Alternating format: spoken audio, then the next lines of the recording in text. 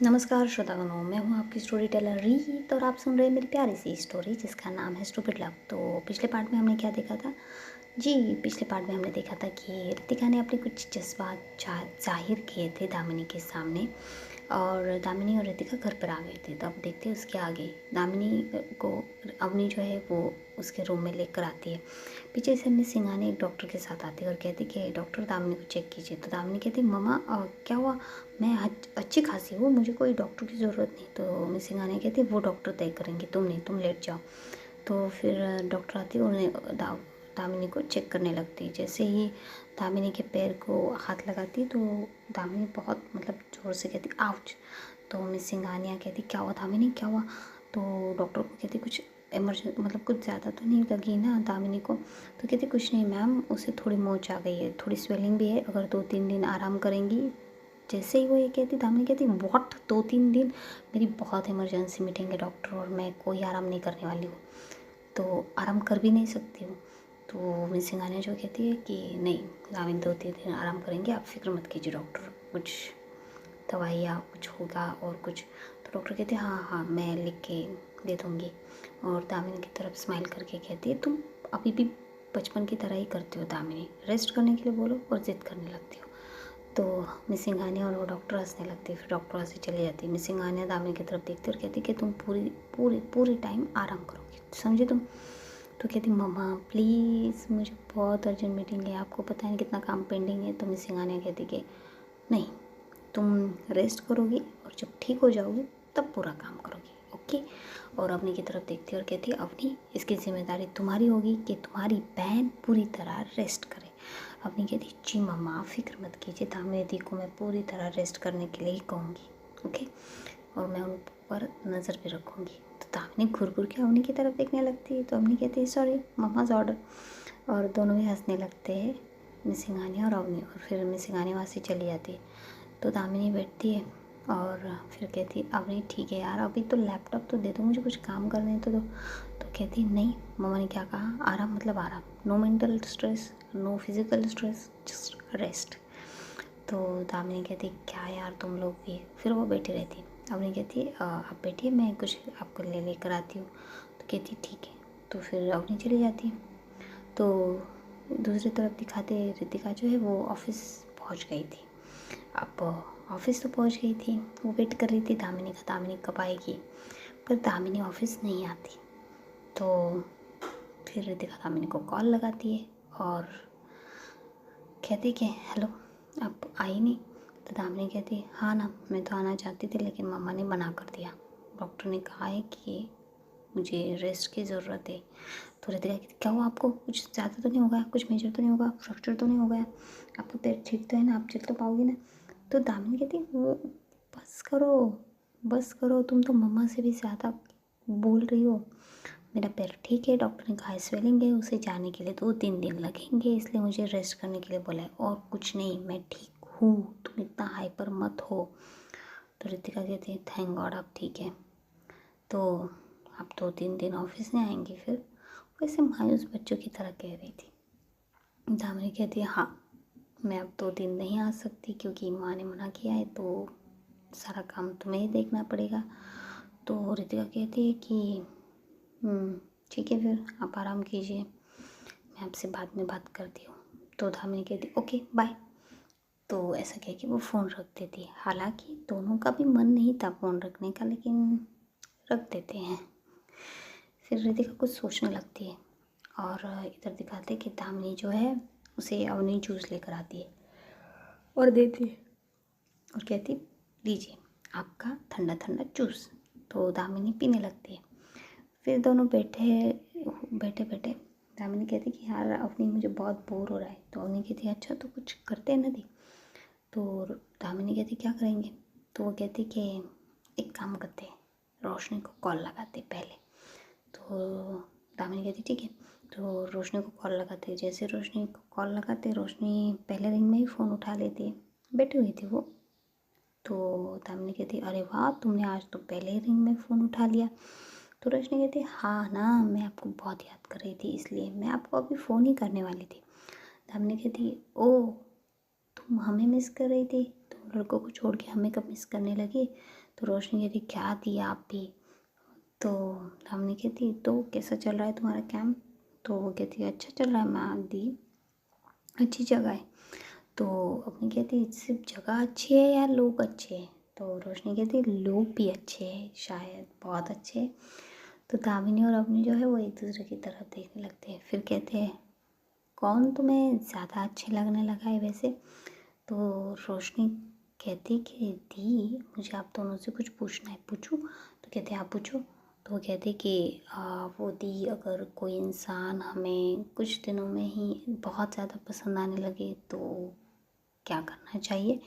तो दामिनी और अवनी जो है वो फ़ोन की तरफ देखने लगते हो। कहते हैं मतलब क्या है।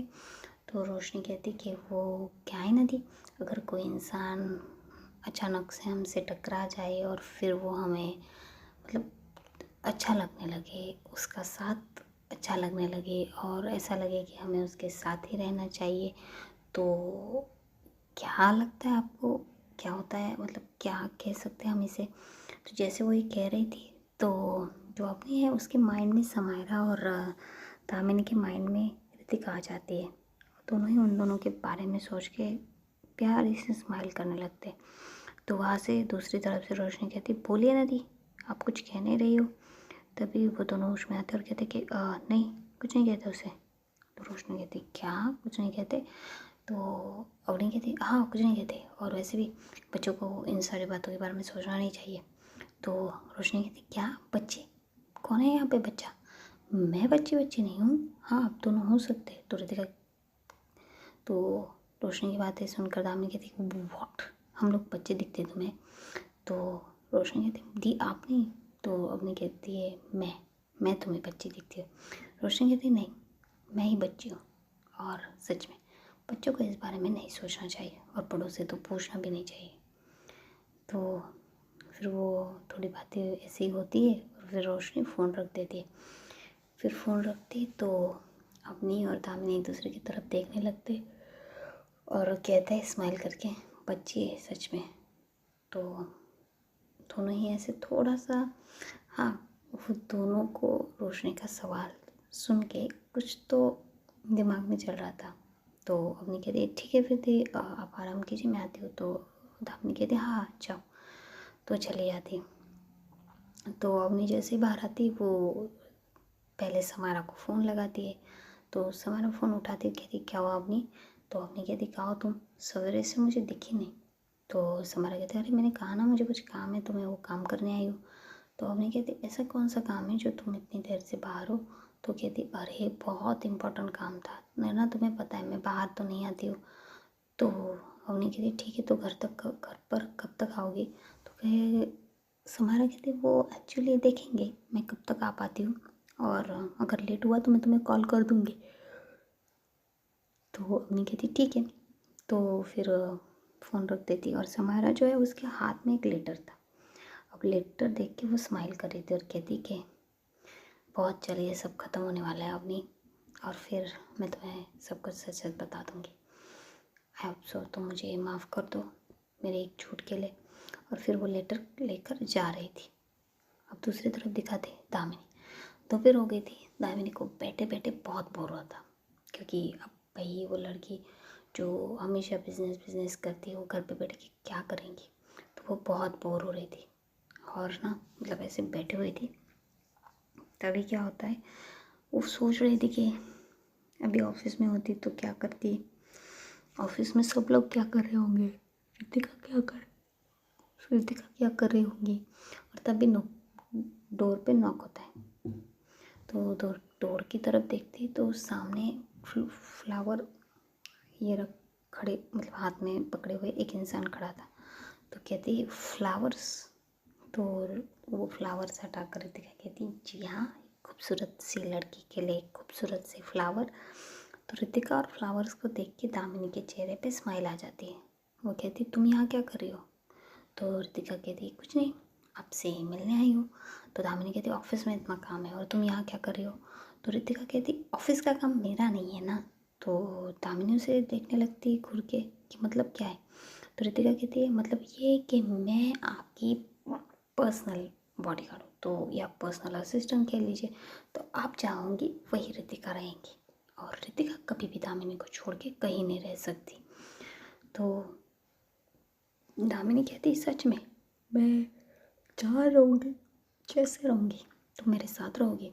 तो रितिका कहती है हाँ, आप जहाँ रहेंगी, जैसे रहेंगी, मैं आपके साथ रहूँगी। एक बार आजमा कर तो देख लीजिए। और ऐसा कह के वो दामिनी की तरफ ही देखी जा रही थी बड़े ही प्यार से, और उन दोनों का बड़ा प्यारा सा आई कांटेक्ट हो रहा था। तभी आई कांटेक्ट तोड़ते हुए रितिका कहती कि आपने कुछ खाया या नहीं? तो दामिनी कहती नहीं, अभी तो कुछ नहीं। तो रितिका कहती तो फिर ठीक है, मैं आपके लिए कुछ बना कर लेकर आती हूँ। दामिनी कहती क्या तुम बनाओगी? तो रितिका कहती हाँ, क्यों, मैं नहीं बना सकती क्या? तो दामिनी कहती नहीं, तुम्हें आता है? कहती हाँ, इस रितिका तो शेफ़ का कमाल देख लीजिएगा आप, मुझे आता है या नहीं। तो दामिनी कहती ठीक है, फिर तो मैं तुम्हारे साथ चलूँगी। तो रितिका कहती नहीं, आप नहीं चल सकते, आपको बेड से उठने के लिए मना किया है। तो वो कहती कि बस ना, मैं पेड़ पे बैठे बैठे अब बोर हो गई हूँ, मुझे यहाँ नहीं बैठना है प्लीज़। तो रितिका कहती ठीक है फिर। तो जाती और सीधा दामिनी को अपने गोद में पकड़ लेती। तो दामिनी जो है वो रितिका की बाहों में आकर उसकी तरफ देखने लगती और कहती ये क्या है? तो रितिका कहती अब आपके पैरों को आराम देना है तो आराम तो ऐसे ही देना पड़ेगा ना, बिना चले ही आपको चलना पड़ेगा, इसीलिए। तो फिर वो उठाकर उसे लेकर जाने लगती है। तो दामिनी कहती अरे मुझे छोड़ दो नीचे, तुम्हें उठाने की वजह से तकलीफ़ होगी। तो रितिका कहती है उसकी आंखों में देख के आपके लिए मैं कुछ करूँ और उससे मुझे तकलीफ़ हो, ऐसा कभी नहीं हो सकता। आपके लिए मैं जितना करूँ उससे मुझे उतनी ज़्यादा खुशी होती, बहुत बहुत ज़्यादा खुशी। और ऐसा कह के वो थोड़ा सा उसे ऐसा थोड़ा अपने और करीब कर लेती है। फिर उसे लेकर आती है किचन में और उसे बिठा देती है स्लैब पे और कहती है ठीक है, फिर क्या खाएंगे आप, बताइए हमें। तो वो कहती है जो भी तुम बनाओ मैं खा लूँगी। तो कहती है ठीक है। फिर वो सोचने लगती, फिर बोलती कि मैं आपके लिए केक बनाऊँगी। तो दामिनी बोलती केक? तो कहती हाँ केक, एक मिनट। और वो जाती है और ढूंढने लगती आटा कहाँ है, आटा कहाँ है, आटा कहाँ है। तो क्या होता है, आटे का डब्बा जो होता है थोड़ा सा ऊपर होता है, और रितिका जो है वो उसे निकालते निकालते क्या होता है, वो आटे का डब्बा जो है वो थोड़ा सा उसका ढक्कन खुला हुआ था। तो वो जैसे ही पकड़ती वो वैसे के वैसे वहाँ से थोड़ा सा एक तरफ हो जाता है, और उसकी वजह से पूरा आटा रितिका के ऊपर गिर जाता है। और बस क्या था, रितिका पूरी भूत बनी खड़ी थी, उसका पूरा चेहरा आटे से ये हो गया था, भर गया था, और बस खड़ी थी। उसे कुछ समझ में नहीं आया उसके साथ क्या हुआ। और दामिनी जो है वो जब ये सब देखती कि आटा गिर रहा है तो वो आवाज़ भी लगाती कि रितिका ध्यान से, रितिका ध्यान से। और जैसे वो गिर जाता है, दामिनी जो है वो अपनी आंखें बंद कर चुकी थी कि शिट अब क्या होगा। और फिर दामिनी अपनी आंखें धीरे धीरे खोलती और सामने देखती तो रितिका पूरी भूत बनी बैठी थी। वो देख के दामिनी जो है वो बहुत हंसने लगती है और हंस के कहती कि ये क्या हुआ तुम्हें, तुम रितिका ही हो ना या कोई और हो?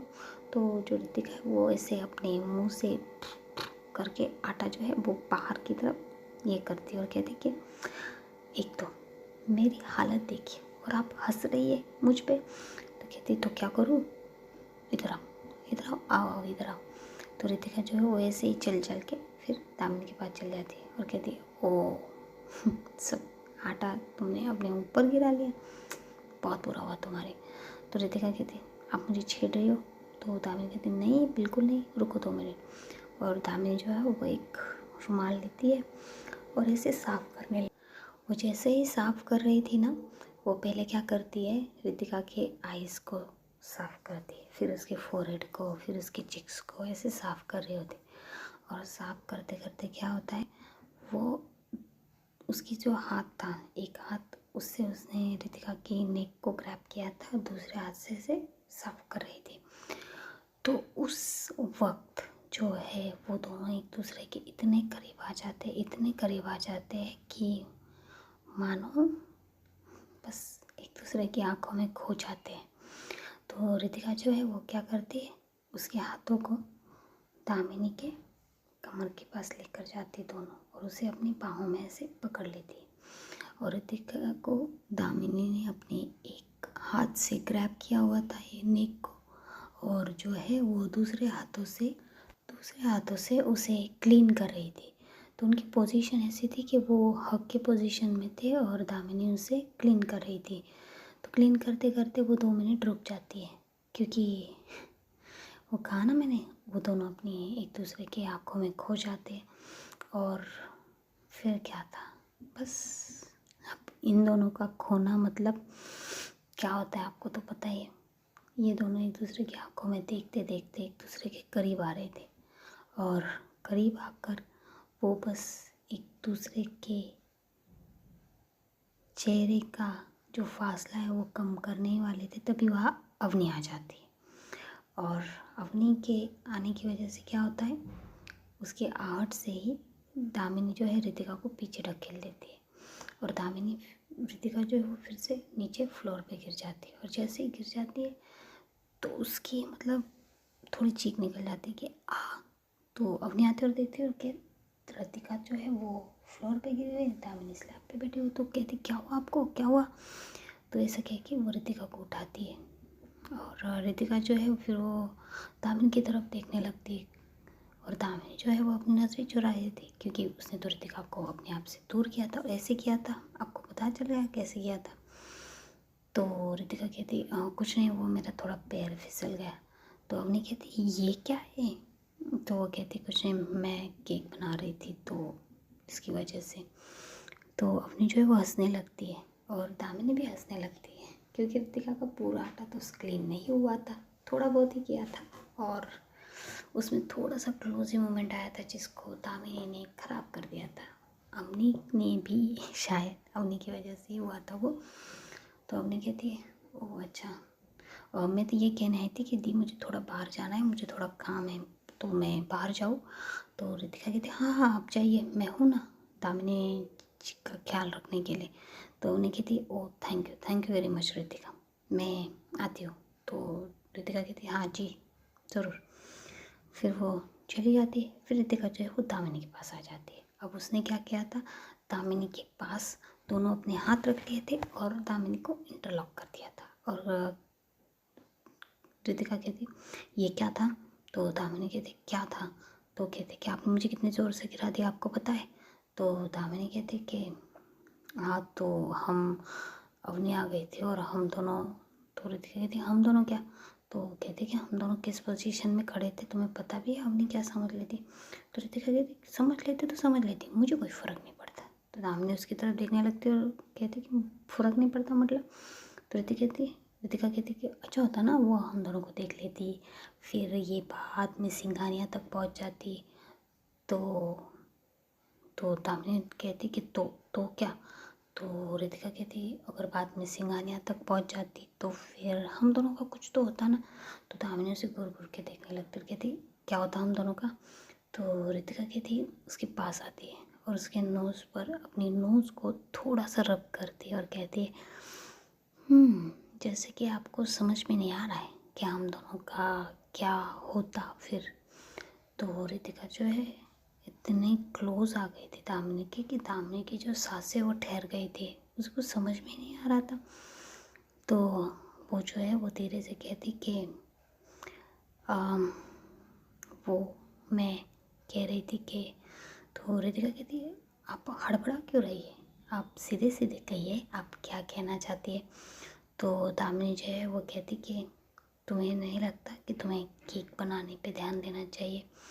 तो रितिका कहती कि मैं वही कर रही हूँ, ध्यान ही दे रही हूँ बस किसी बहुत इम्पोर्टेंट चीज़ पे। तो दामिनी जो है वो ऐसे थोड़ा सा शाय करने लगती है। तो रितिका जो है वो कहती है अच्छा तो आपको शर्माना भी आता है। तो दामिनी कहती ऐसा कुछ नहीं है। तो रितिका कहती ऐसा कुछ नहीं तो फिर आपके इतने गाल लाल क्यों हो गए हैं। तो दामिनी कहती उसे थोड़ा सा अपने शोल्डर से पकड़ती, थोड़ा दूर करती और कहती कि तुम थोड़ा दूर रह के बात करोगी मुझसे। तो रितिका जो है वो और करीब आ जाती है और कहती है क्यों, मेरे पास आने से आपको कुछ महसूस हो रहा है क्या? तो दामिनी जो है वो कहती है रितिका प्लीज़। तो थोड़ा सा स्ट्रिक्ट वे में कहती, तो रितिका पीछे हो जाती है और कहती है ठीक है। और फिर वो चली जाती है आटा लेने। तो दामिनी जो है वो स्माइल करने लगती है। सच में उसके गाल, उसके कान सब लाल हो गए थे। और जब रितिका उसके इतने करीब थी तो दामिनी सांस भी नहीं ले पा रही थी। उसकी दिल की धड़कन इतनी बढ़ चुकी थी कि जैसे उसका दिल अब भी बाहर आ जाएगा और चीख चीख के कहेगा कि दामिनी रितिका से करती है। और बस, और फिर जो हमारी रितिका है वो आटा सारा सामान ले लेती है और केक बनाती है प्यारा सा। अब केक बनाने के बाद वो दामिनी के सामने जाती है और कहती है कि ले लीजिए, केक रेडी है आपके लिए। तो दामिनी केक की तरफ देखती है, रितिका की तरफ देखती है और कहती है केक सिर्फ दिखाओगी या खिलाओगी भी? तो जो हमारी रितिका है वो कहती है ऑफ कोर्स मैं आपको केक खिलाऊंगी, बस केक आप मैं जैसे खिलाऊंगी आपको वैसे खाना पड़ेगा। तो रितिका की बातें सुनकर दामिनी कहती मतलब? तो रितिका कहती अरे डरिए मत, इतना कुछ नहीं करने वाली हूँ मैं, बस आपको केक खिलाने वाली, कुछ अलग अंदाज से। तो जो रितिका है फिर वो अपनी एक उंगली में केक लेती है बड़े ही प्यार से और दामिनी के होठों पे अपनी उंगली को टच करती है और उसे इशारा करती है कि खाइए। तो दामिनी जो है फिर वो अपनी लिप्स को ओपन करती है और उस केक को ईट करती है। और जैसे ईट करती है तो रितिका जो है वो उंगली जो जिस पे उसने केक लिया था और दामिनी ने थोड़ा सा ही मतलब उसे बस टंग से थोड़ा सा लिक किया था, तो उसी उंगली को अपने मुंह में डालती है और बड़े सेलेक्टिव वे से उसे क्लिक करती है। फिर वो फिर से वही करती है, फिर वो 2 उंगलियां लेती है और दामिनी को जो है वो उसके लिप्स पे नहीं लेकर जाती। अब वो क्या करती है, उन्हें उसके जो है उसके करीब लेकर जा रही थी, लिप्स की तरफ नहीं, किसी और तरफ। और बस हम दूसरी तरफ देखते तो जो समायरा थी वो जो है वो पेपर लेके अपने लॉयर के पास पहुंच गई थी और उससे कुछ बातें कर रही थी कि ये आप दिखाइए और देखिए मेरे डैड को बेल मिलनी चाहिए, ये होगा कोई प्रूफ जायज़ ही होगा। इसी वजह से वो इतना कह रही थी, लॉयर से इंसिस्ट कर रही थी कि उसके पापा को बेल मिलनी ही चाहिए। तो लॉयर कहता है जी मैम, मैं पूरी कोशिश करूँगा कि आपके पापा को बेल मिल जाए।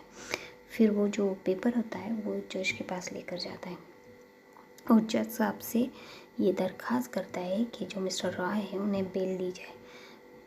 उस पेपर में एक ये था, स्टेटमेंट था कि वो जो बंदूक है वो उन्हें मिस सिंघानिया ने दी है और उसमें 6 बुलेट्स है जो भी मिस सिंघानिया ने दी है। और मिस सिंघानिया के पास लीगली उस गन का और उस बुलेट का पूरा ये था, मतलब उन्होंने कानूनी तौर पर ली थी।